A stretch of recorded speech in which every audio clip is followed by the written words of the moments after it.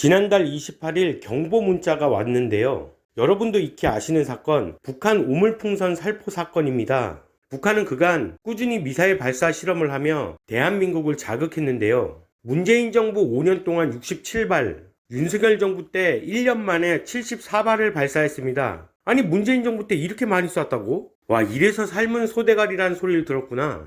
아무튼 미사일은 위성 발사, 평화 용도니 뭐니 북한이 그간 변명거리라도 있었습니다만 이 오물풍선 경우는 다르죠. 더군다나 북한은 생화학 무기를 가지고 있는 만큼 우리나라가 긴장할 수밖에 없습니다. 그래서 군 당국은 요격 처리를 하지 않고 회수하는 방향으로 처리하고 있습니다. 또한 북한은 GPS 교란 공격을 하고 있는 중인데요. 이와 같은 행위는 저질스러운 행위인데다 북한 주민들조차 망신스러운 행위라고 했습니다. 우리 군은 이를 북한의 공격으로 규정하고 북한이 감내하기 어려운 조치를 하겠다고 발표했죠. 그게 바로 이 대북 확성기입니다. 대박이지 않습니까? 놀랍게도 대북 확성기를 발표하자마자 북한은 풍선 살포 중단을 발표했습니다.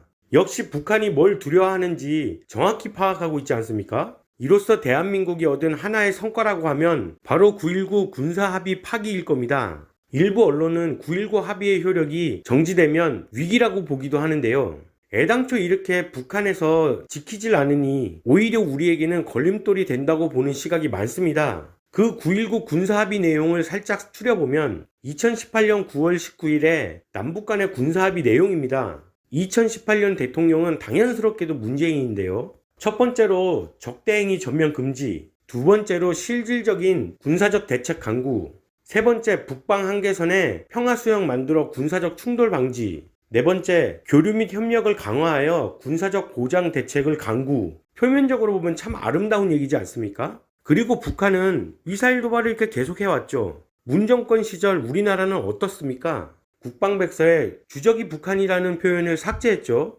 유엔 주최의 북한 인권 결의안 공동제안국에 임기 말까지 불참했습니다. 천안함 연평해전 유족과의 오찬 때 김정은과 같이 찍은 사진이 실린 책자를 나눠주기도 했죠. 이건 정신적인 문제가 좀... 북한이 창린도에 해안포 사격을 했는데 문정권은 은폐하려다 발각됐습니다. 국군의 날, 현충일, 서해수호의 날 등 논란도 많고 불참하고 이건 뭐 다반사였죠. 야, 이 정도만 해도 어떤 사람인지 다 알겠다. 또 있죠. 서해 공무원 피살 사건. 이건 나중에 깊이 한번 다룰게요. 그리고 북한 어민 강제 북송도 있습니다. 한강 하류 지형이 담긴 해도를 제작해 북한에 넘겼고요. 이후 지질 자료까지 넘긴 것으로 확인됐죠. 아니 이러니 간첩 소리를 듣는 거 아니야.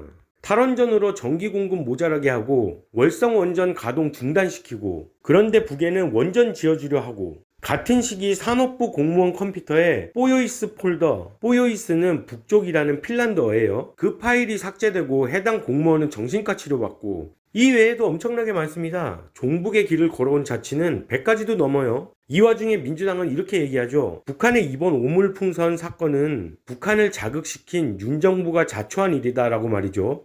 이 새끼들 가해자 편드네?